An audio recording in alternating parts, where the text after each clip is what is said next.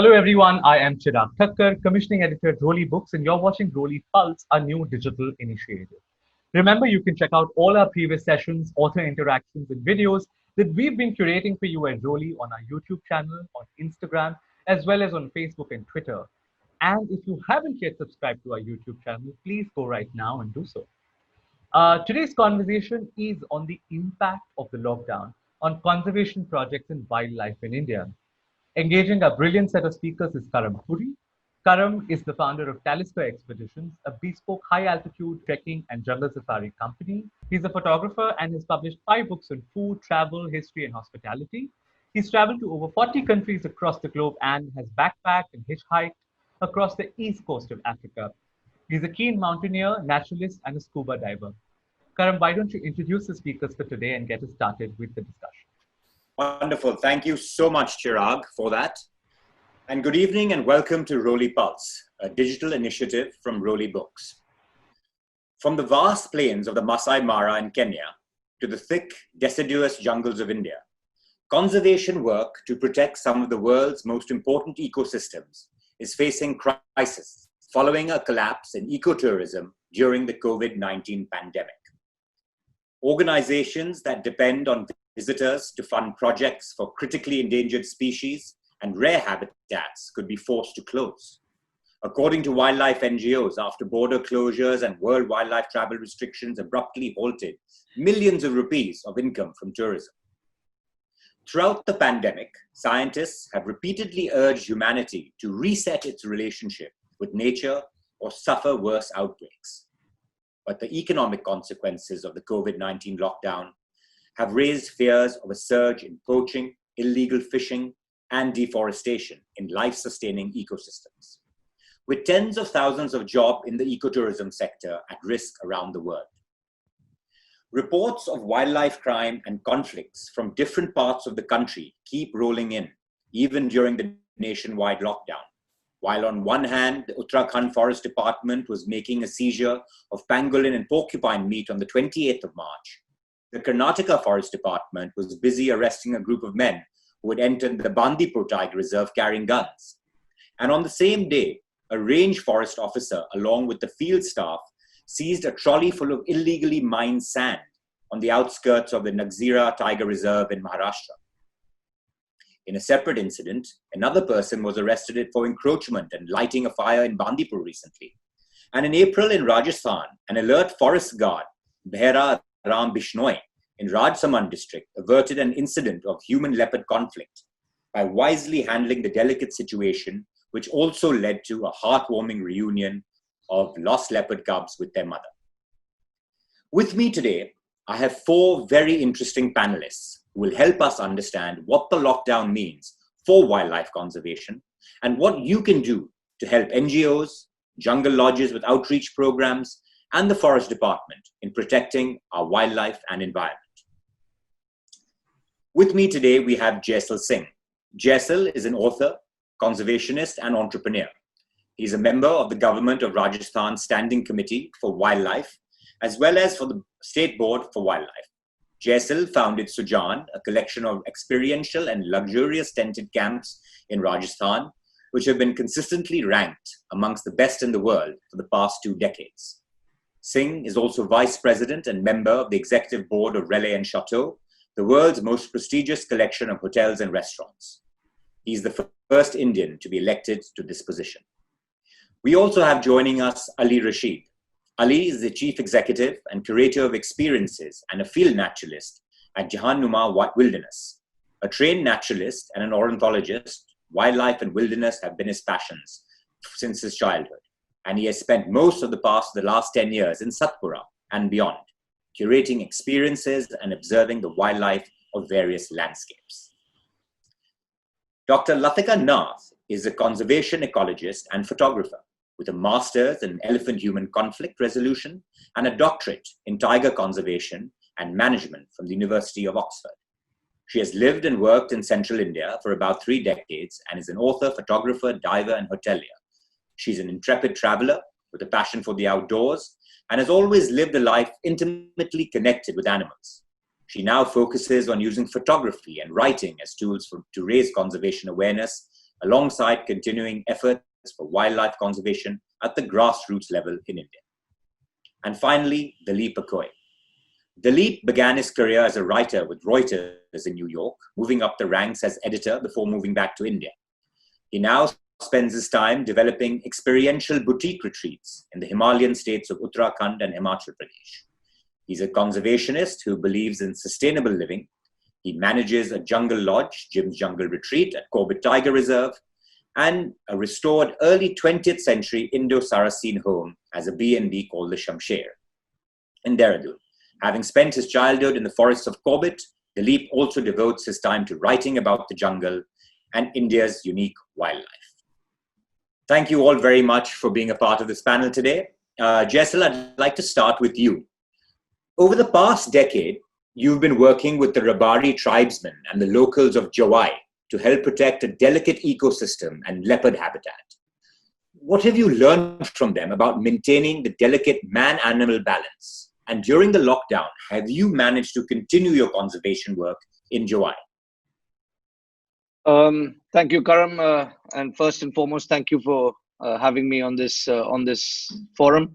To answer your question, the first part of it, of course, was very interesting, and I think the man-animal balance and coexistence that Jawai has seen for over 1.5 centuries, at the very least, is what inspired us to actually go in and set up our camp there. And we were very clear, we didn't want Jawai camp to be just another safari camp. We wanted to actually build something that would benefit the wildlife, benefit the local communities, and be a model for conservation. In the last 7 years, I'm happy to report, Karam, that we at Jawai are almost more of a conservation company than a hotel company or a safari company, because the amount that we have actually managed to give back to the area, be it to the communities through primary healthcare and education. We adopt 12 schools, and it's a 10-tent seasonal camp, so it's not some huge enterprise. The primary healthcare service we run there benefits over 20,000 people, and so on and so forth. So what we did want to do at Jawai was maintain the balance that already existed. Personally, Karam, I think the whole Jawai experience has instilled in me a sense of balance and how we deal with conservation in other areas, even such as Ranthambore. The second part of your question, whether we've managed to keep all our activities going, the answer is yes. In fact, we have bolstered them. Okay. We have our mobile medical unit has been pressed into anti-COVID and COVID treatment in the district. We have actually given it over to the district health authorities for them to use. And our day-to-day conservation work continues. And Karam, this is due to the monies that we have managed to raise through guests who have come to stay. And what we do, and I think we were the first in India to do it, we're still one of the only people in India to do it, is to charge a conservation contribution from each one of our guests. And that is a mandatory charge. I charge it even from friends of mine who come maybe as a guest.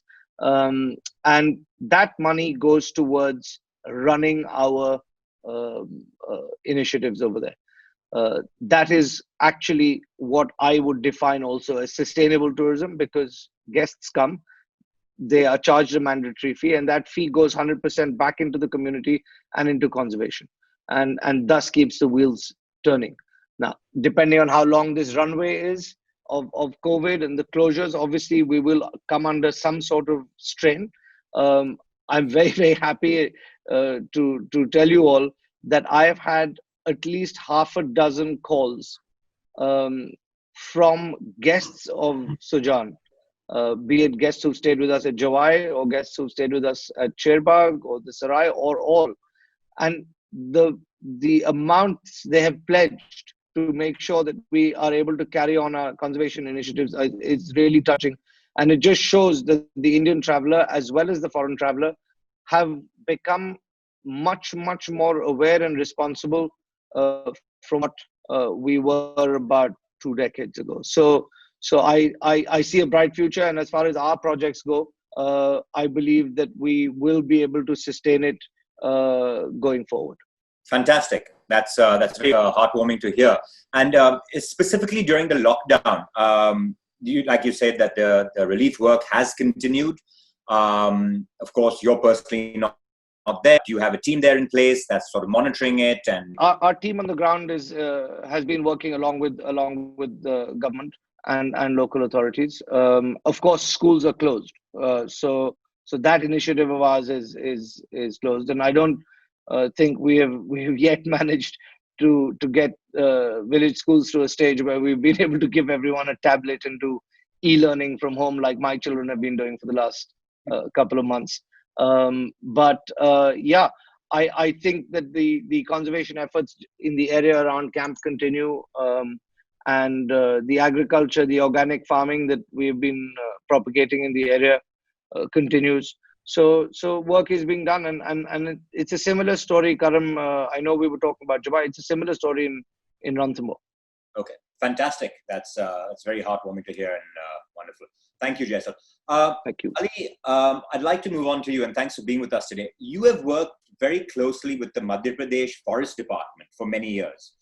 Do you think there's an increasing role for private-public partnerships to play together in wildlife conservation? Yeah, Karam, first of all, thank you for having me on this platform. To answer your question, there is quite a lot of discussion, and MP has been doing this for a while. But let me first actually link conservation to tourism. That's what most of us are doing here. And as a tourism professional, I would like to obviously make tourism as a driver for conservation, and that's unfortunately till now in India is not very well recognized. So in the past we have had this sort of protectionist attitude right from the Wildlife Protection Act that has protected the species very well, but now as human population rises around our protected areas, there's definitely need for community involvement, and local communities need to obviously recognize that live wildlife is more valuable than dead wildlife, and that's where tourism plays one part in actually having an economic activity that actually instills a ethos of conservation. So in that light, I think over actually not it's been quite a few decades since MP has been thinking of this, but nothing has progressed into a solid private-public partnership. But there are a lot of opportunities, I think, which will need a lot of political will. Leaving aside the tiger reserves, which we already have 6 in the state, these are obviously governed by the NTCA, but wildlife sanctuaries give us a lot of opportunity to explore these private-public partnerships. Just to give you an example, in the last couple of years, in Western Madhya Pradesh, we have quite a lot of conflict with the nilgai and wild boar, which raid the crops. Right. So as a capacity building exercise, the Forest Department did a translocation of nilgai. They did a mass capture of these animals and moved them to a sanctuary called Gandhi Sagar Wildlife Sanctuary. Now, essentially, if they move these animals, sooner nilgai will come out of that sanctuary and start the problem again. Yeah. But if we can use these sanctuaries, for tourism, maybe, you see Kana, Bandhavgarh, we've just heard about Tadoba also wanting to move 50 tigers from that landscape. If we can use these sort of sanctuaries to translocate species, predators and prey, and then have a PPP model of safaris, that could, go a long way, something similar to the African model. Right. But for this, obviously, there's a lot of political will required and a lot of policy changing. What I find more practical right now in MP at least is that Madhya Pradesh has approximately about 30% of our land under forest cover. And I don't think more than about, just to give you a figure, about 12% is protected areas. So we've got 84% of forests or 88% of forests which are actually not protected areas. And these are the places. Also, one more statistic is that 25% of tigers stay outside these protected areas. So if you have so many tigers living outside, that means there's a complete ecology which is existing outside the reserves. And tiger being an umbrella species, also species that are lower down are all existing outside PA. So this is where the opportunity can be made, where community-based lands can be used for low-impact tourism, camping activities, something similar to what JSL and all are doing in Javai also, though that is community land. So replicating such models within central India also, where there's so much forest cover outside the PAs, where we can involve communities, use the landscape, maybe move away from the safari-based tourism, just the jeep-based tourism as such, and use these landscapes for cycling, for walking. There's some big water bodies like Gandhi Sagar itself is a big dam, so use it for canoeing and bird-based activities and so on and so forth. So that's where I think the opportunity lies. There's not much policy change also which will be required, because the land which can be used is community land, maybe camp in a village area and then explore the forests around which are reserve forests. So this could be a more practical way to move forward, and I think there's a great opportunity in this. Similar to also Ladakh, I love going to Ladakh. I do tracking of snow leopards there as well. And obviously, it's a very different landscape to what we have in central India. But a lot of the wildlife you're seeing is outside over there. Example of Ule, where it's nowhere close to a national park, but you still see snow leopards. So if we can come up, and again, as I mentioned earlier, Javai. So we are seeing big mammals outside, protected areas, and that's where we could explore, and the future could lie in conservation and tourism, going forward, because the tiger reserves have become quite saturated, and it's quite exclusive also. They are governed by this 20% rule inside the park. There's a Supreme Court order also. So, all of us being, at least me being a person of the field, liking to do what I operate the lodges, be out on the field, whether we'll be sort of liaising with the government all the time and, changing the policies which are very hard to change, or using what we have already and going forward with these programs that I just suggested. Right, wonderful. Thank you so much, Ali. That's very informative. Great to see you, Latika, and thank you for being with us today. Latika, you have worked with tribal communities and separately on human-wildlife conflict resolution for many years. What were some of the ground realities or challenges that you have faced when you started this work in conflict resolution? And has this work continued during the lockdown? Okay, I think one of the biggest problems that I faced in dealing with human-wildlife conflict resolution is the fact that much of our forest department is not trained to handle conflict. They're mainly foresters taught to deal with the plant species, not to deal with wildlife species. So they're not people who are adequately trained in tranquilizing techniques, in capture techniques, in dealing with what happens when panic ensues and an animal has encroached on human habitation. This is something that a lot of people have been pointing out, and there's been a lot of hue and cry when things go wrong, when there's a mob and there's nobody to help with crowd control. So these are the things that we've really been focusing on. Additionally, I've been also looking not at just the macro level, but at landscape level problems. So we've been looking at things like different legislation across political borders and how that impacts on wildlife that's migrating across landscapes. So this is, a very specific area of study, and we've been doing a lot of modeling on this and trying to figure out how we could deal with this. A case in point being Kanchenjunga, where you have Nepal, China, India, all coming together at one landscape, and very, very different wildlife rules in all of these regions, and a little country like Bhutan also trying to cope, with the situation. So yes, these are the issues that we've been talking about. We've been trying to do some training programs for people at the ground level, trying to do some training program at the political policy making levels, where we're trying to raise awareness of the issues at stake, and trying to increase the political will to make a difference at that level. And I think that's where it really, really counts. I've also been personally involved in dialogues between governments to try and sort out some of the issues on cross-boundary migration of large animals. During the lockdown, we've seen a lot of wild animals during the day in human habitation, and this is something that we've seen across the world, not only in India. We've been doing a lot of research on what is happening. There's been a couple of really unfortunate incidents where people have been hurt and animals have been killed.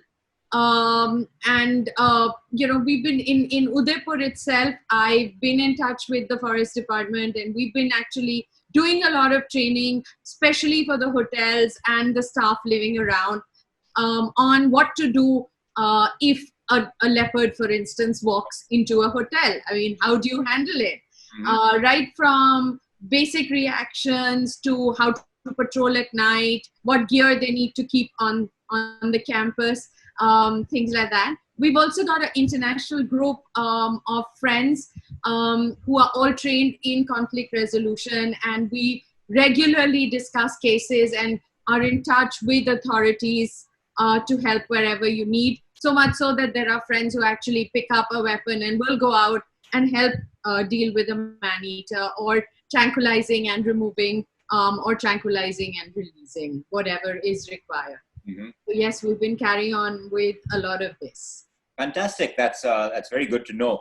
And so I just wanted to follow up with one quick point. So during the lockdown, have you, we've seen all these videos and forwards that are going around on WhatsApp, there's a tiger conflict somewhere, or these great bird species that we're seeing everywhere, or nilgais walking past malls in Noida and things like that.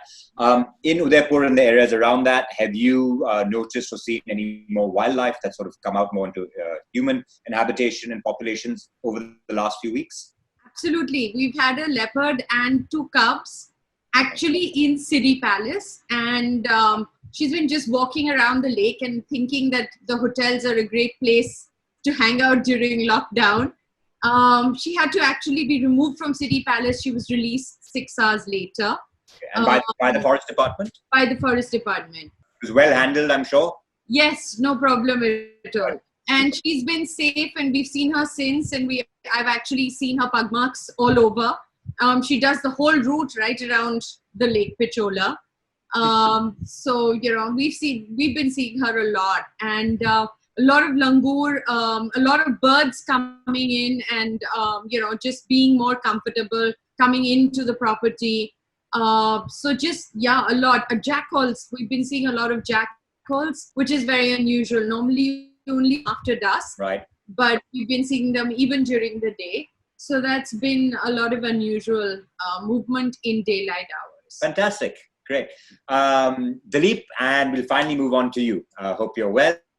As a lodge owner and someone as passionate about wildlife as you are, what would you say would be the responsibilities of jungle lodges to the local community to wildlife conservation? And how has the lockdown affected this work?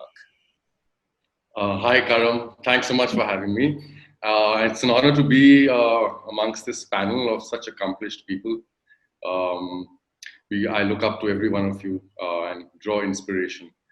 Well, I think as a lodge owner, the first responsibility is to make sure that our staff has a stable job, which is, there's this chance for them to grow within that job.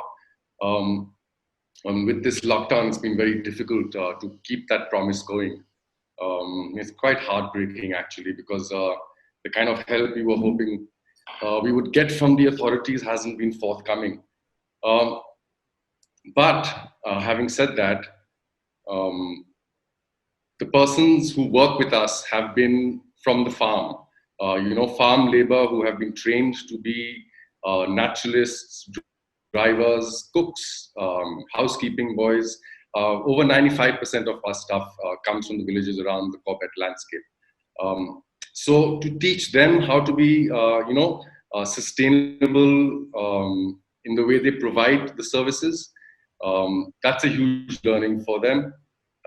In fact, we learn a lot from them about how we can coexist with the forest, as they have been doing for centuries. But the interesting thing about what's happening now is that we used to participate with the forest department in providing them water for their watering holes, in doing some patrolling work in the forest, because there is a chance that people will go out into the jungle and cut trees or do a bit of poaching. And we've heard of many incidents now, especially with migrant labor coming back from the cities. Apart from bringing back corona with them, they're also sitting doing nothing. They're sitting idle. So the chances of poaching in the rivers, poaching in the forest has increased. I've heard from a friend of mine who's a lodge owner in the northern part of the Corbett landscape, where they found wire traps all across the forest. And they've been going and speaking to them and asking them to please, at least, if you must, make the traps different. I mean, this is something that, nobody wants to really talk about. But try and get murgas instead of, harming a potential tiger or a leopard.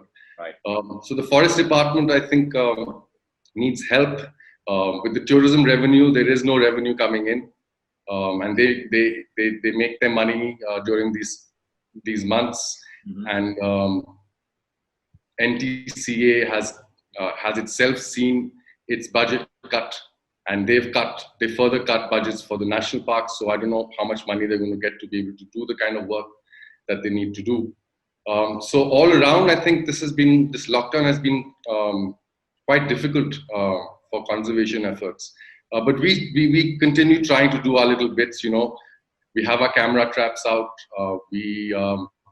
We're aware of what's happening in our neighborhood. We have a strong liaison team with the forest and with the village head, the panchayat, and people in the know. So whatever we can do to prevent poaching from happening, we are doing. Okay. But I think this is a more widespread issue, and help is needed. Right. And so far during the lockdown, like you said, you've been communicating with village heads, with local forest people over there. Are they recognizing this as a problem as well during the lockdown? Have they stepped up their patrolling? Are they sort of pulling their part? Are they going into patrolling has stepped up, but you see, there's a fear that human intervention at this point might also create trouble for the animals. Ever since there were those reports coming from New York, the Bronx Zoo, that some tigers had caught the virus, they're trying to minimize human intervention as much as possible.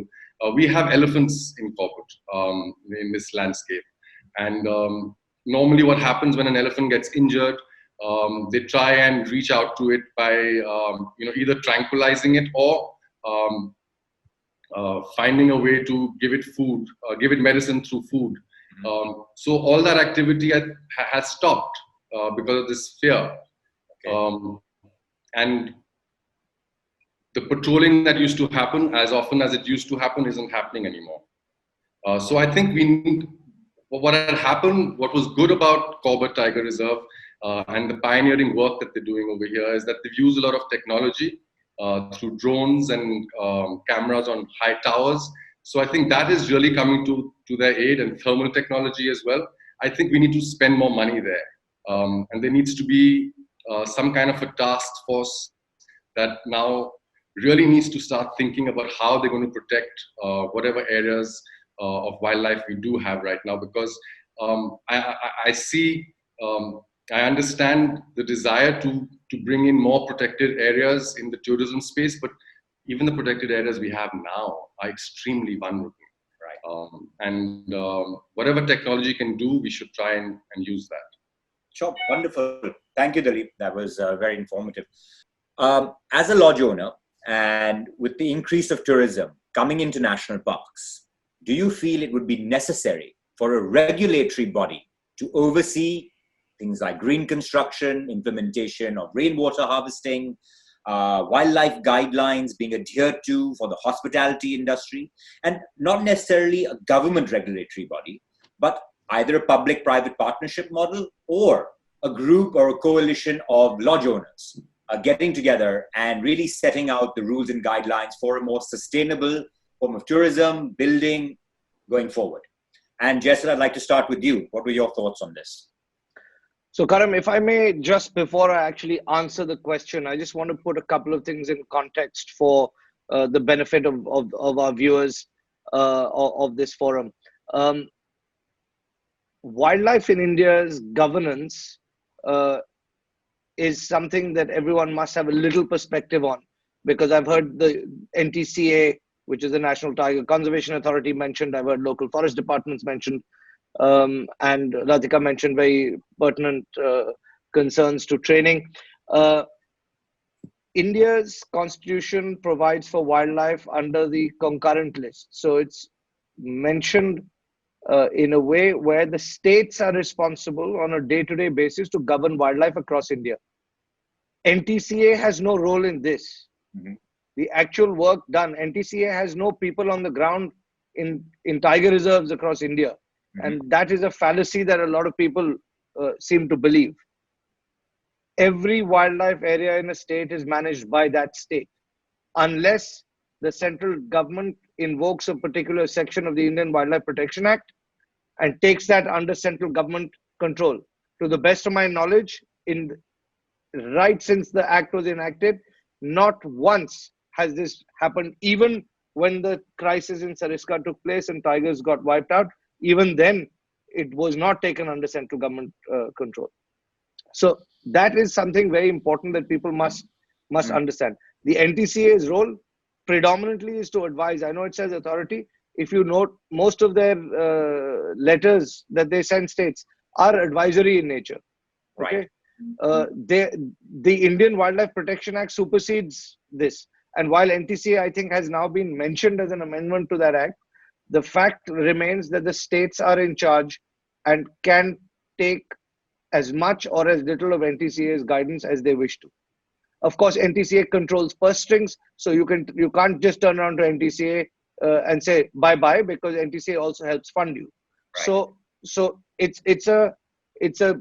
it's almost like a partnership, but the day-to-day responsibility and activity of conservation in India lies with each state. Okay. Right. Having said that, and you mentioned a regulatory body, Karam, if you ask me, we are over-regulated already, but we are under-enforced. So we have all these guidelines, we have all these acts, we have all these best practices available to us. We have relevant government agencies to oversee each of them. We have industry bodies to oversee each of them, and we have more industry bodies than you can believe, and they're growing. I mean, the other day someone said, "Oh, you must become part of one," and I just, I shy away from these things, to be absolutely honest, because there's so many of them, and very little is actually done on the ground. So I think the problem lies in the implementation of existing rules and regulations. In fact, I would do the opposite, Karam. I would simplify these rules and regulations. I would pick the half a dozen that are important, for example, for people when they enter a tiger reserve or a wildlife area. And I would concentrate on those. I mean, if you go to Africa, which you've been, and we were there together last year, Karam, if you look at the back of an entry ticket, it has the bare minimum guidelines that they really want you to follow. Right. There may be 500 other rules and regulations, but those are the ones that are important for you to be entering the park. And they enforce those quite strictly. Mhm. Okay, we need to do the same here. Here we want, you come, it's a bureaucratic process. You line up at a gate, then they'll check your purchase and say ID card. Then you'll see an ID card. They don't do that in Africa. They do a random check of a random vehicle, and they say, "May I have a look at your thing?" All very polite. And if they want to verify your name, rarely will they ask you. And Ali will know this as well, having spent a lot of time there. You'll get your tickets checked every so often, right? Sure. Here we line everyone up on a gate, and then we want to go one gate, and then from another gate to another gate, and another gate to another gate. And we tried and will continue to try in places in Rajasthan, for example, to simplify this process, because the visitor experience should be seamless. They should be adhering to the rules that are actually important for wildlife, Right. No, absolutely. not for a bureaucratic process. Sure. Not to go from one post to another to cut tickets and make entries, which is basically all that we do. Coming to your question of rainwater harvesting and what lodges should do, Karam, these rules exist. Right. You're meant to, okay? You're meant to have rainwater harvesting systems. You are meant to mandatorily have a certain amount of solar in your property, so renewable energy sources. You are meant to have correct sewage treatment and waste and garbage disposal. The sad fact, and the reason I presume you're asking this, the sad fact is very few people adhere to this. Right. Which is why would there be interesting to have maybe a regulatory body is not the right word, but stricter enforcement or pressure from within, let's say, from lodge owners themselves. So I'll give you a example there, and I'm actually going to say it as it is. You take organization like Tour Operators for Tigers, Toft. Now Julian Matthews, and I think pretty much everyone here knows him. I have never joined Toft, and I think everyone, including Julian, was like, why are you not joining Toft? And I'll give you the simple answer. The fact is that there is no real audit or authentication of any member who joins Toft. So I don't want to be part of a bunch of camps and lodges who, a large number of whom are irresponsible and don't even follow the basic laws of the land, let alone are sustainable or eco-friendly. I mean, that's a different extreme. They don't even follow the bare minimum rules and regulations that govern India. Sure. So if you're going to allow people like that to become members, I don't want to be a part of it. It's pretty simple. Okay. So initiatives like that have been made. There are other associations like that. And, recently someone said, oh, you must join the Eco-Tourism Society of India, which is now being called the Responsible Tourism Society. And, Karam, unless someone there, and I have not met anyone thus far who is willing to say, until you give me your articles of association, unless you give me your 3 years audited balance sheets, unless you give me any other eco thing you have, unless you open up your lodge to our inspectors and pay for the inspection, we're not going to make you a member. Till date, I have not seen an organization in India of any of these names, and there are many names and headed by very eminent people, some of whom were friends of ours, but nothing has actually happened on the ground because everyone wants to be a friend of the others and not upset anyone, and basically want to keep the peace. And Sure. that doesn't work. So yes, you need someone to come in and check. But number one, the government should be checking. The local authority should be ensuring that illegal hotels don't come up. And if hotels come up with due permission, are they audited? The fact is, you know how the system works. Everyone here is aware. And our own friends and colleagues in the industry, I'm afraid we all get painted with one brush, but there is a huge amount, and that is one of the reasons for this discussion. I believe there's a huge amount of unplanned and unsustainable tourism that has sprung up around protected areas, and that needs to be checked. Yeah, I think Dilip can speak to that. Over the years and years that he's been up there in Corbett, he's seen the proliferation of a huge number of camps, hotels. Corbett, outside Ranthambore, on that main Ranthambore road. Right. Yeah. The fact is that they exist right in front of the eyes of the authorities, but very little seems to happen. And those who work well, I mean, the people on this forum, and I can safely say I know of all of them, and the fact is, all of us also get painted with that awful brush, and very unfairly so. So when we talk to, and as Ali said, when we deal with the forest department, public-private partnerships, we are viewed with this preconceived notion, which isn't incorrect, because 80 to 90 or 95% are not sustainable. They're not like us. They're not giving back. And I'm sorry if I'm blowing our own trumpet of fellow panelists here, but it's a fact, and I think the time has come, especially in the COVID crisis, to call out all the people who are doing bad work, literally to shame them and to ensure that they don't survive going forward. What would you say, Ali? Would you agree to that? I mean, I think as Jaisal said, the enforcement definitely needs to improve all over.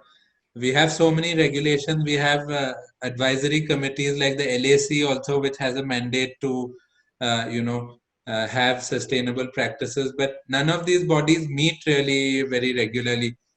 Organizations like TOFT and all do an audit, and there is an auditing process. But I think there's so many others, just like the Responsible Tourism Society. Now GSTC has come into India. So I guess we need to align everything into one cohesive sort of regulation which follows sustainable practices. And I think one more important area is that, we obviously know the crowded parks, but the upcoming parks also, we can actually undo what has happened in some of those crowded parks and start afresh and learn from the mistakes that happened there. So I think the new and upcoming parks should be the area of focus, and we could at least start implementing something that we haven't been able to do in the popular parks. I think, maybe Latika just wants to contribute. Latika, in fact, I was going to ask you, you have a really strong interest in eco-centric architecture. Are you seeing more of that now being implemented with newer lodges coming up or new hotels coming up? Or are you advising more people in that field? I am, but I just wanted to go back to the point that we were discussing, which I think something that we haven't really come up with. The thing about painting everybody with the same brush. I think one of the biggest mistakes we did was to set a predetermined number on the carrying capacity of the parks. And this is something that was done very arbitrarily. And as a scientist, I absolutely think that it's really important that every park and every site be judged for its present capacity and its future capacity. And the number of beds available around every park should be based on this capacity, and a formula be established to determine who will get the permission to have lodging based on that number. And I think that could be the criteria to use to grant permissions on an audit every 5 years, and to grant people the permission to have beds on the edges of the parks, and using that to give a list of criteria based on your sustainable uses of resources, on how much you're contributing back to the society, all the conservation work you're doing. All of these criteria could be things that are used to grant your licenses. And I think we're just not doing that.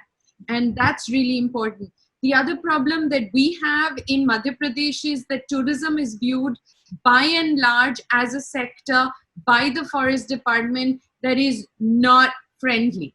And it's a very us and them attitude, and all stakeholders are not included in the process of deciding on the management of these areas around the parks. And I think that is something that we do need to address very quickly, and make sure that it's all about us as a team and not about us, the government, and you, the tourism sector. Right. So I couldn't agree more with Latika. I think all the points she has made just now hit the spot completely, Latika. I completely agree with what you said. Dilip, I just want to quickly jump to you. You at JJR do practice a lot of these policies, and in the southern part of Corbett, where you're based, there has been a big sort of spurt of new lodges coming up. Have you been trying to talk to your neighbors to influence them slightly to adopt these practices, or are they receptive to that as well? Yeah, great question, Karan. Thanks for asking that. Talking about painting everybody with the same brush, Corbett suffered because of that. Um, One imagined, and I think a lot of the tour operators started looking at Corbett as a destination only for weddings, and that every hotel over there just did that. But that is untrue. I mean, I'm an example, and I've suffered because of that. And there are others like me who are also doing very sustainable, eco-sensitive, wildlife-focused tourism. Now, having said that, coming to the point about looking at everybody in the Corbett landscape as somebody who is not willing or is very rigid in the way they think and want to be completely commercial and not start looking at wildlife-focused tourism. I've had some very interesting conversations recently with my neighbors and others around the Corbett landscape. And we've been trying to figure out a way in how to corral behavior by the other lodge owners. I won't even call them real lodge owners, but more like hotels, because at one point the administration was tom-tomming Corbett as a success story in the tourism space, without realizing that what they were selling were hotels in a very sensitive zone, and you can't kill the goose that lays the golden egg. But anyway, we've crossed that path now. We are a place where people come for weddings. We are a place where people come for wildlife. We're a place for both. Now, how does one marry the two interests? There is a way of doing that, and this is what we're talking about now. We just had a meeting, in fact, last week with about 8 other lodge owners, trying to figure out how we could do this. Some of them have homestays, some of them are commercial run establishments. And, I was speaking to one of them, and he's talking about how he wants to bring the other hotels who are completely commercial to see how they can start making sure that there is no way that they interfere in the way I do my business. So that's the basic principle, right? I should be able to exist as a lodge owner and do my business the way I want to without interfering in your right of doing business. And the problem we mostly face is noise pollution, waste management. And we can come to terms with that. And I think there is a mechanism of doing that. And that's something that we are working on right now. Okay, super. Thank you. I mean, folks, to be really honest with you, we could really carry on this conversation for the next 2 hours. It's fantastic. But unfortunately, we're out of time. And I just want to ask one last really quick question. And you have to give me a one-word answer. The minute the lockdown eases and we can travel again freely, what would be the first getaway to the wild? Jessel? Jawai. Jawai. Okay, Dilip? Corbett. Latika? Jawai, because it's right next door. All right. And You're Ali? always welcome, Latika. Thank you. Ali? I think I want to explore the mountains again. Maybe Ladakh will be a good place, although it's quite far, but I hope I can reach there. Make a fantastic driving trip. Yeah. You can stop in Corbett on the way. Karan, where do you want to go after this? After this, it's a very tough question. To be very honest with you, I just want to run up to the hills, run up to our home in Landor and spend the rest of the summer there, just hiking and getting back to nature. Thank you all for joining us for this discussion. And remember to follow Rolly Books on Facebook, Twitter, and Instagram for updates on more exciting activities from Rolly Pulse. Please subscribe to Rolly Books' YouTube channel for more fascinating panel discussions with industry experts, photographers, writers. Stay well and believe in books. Thank you.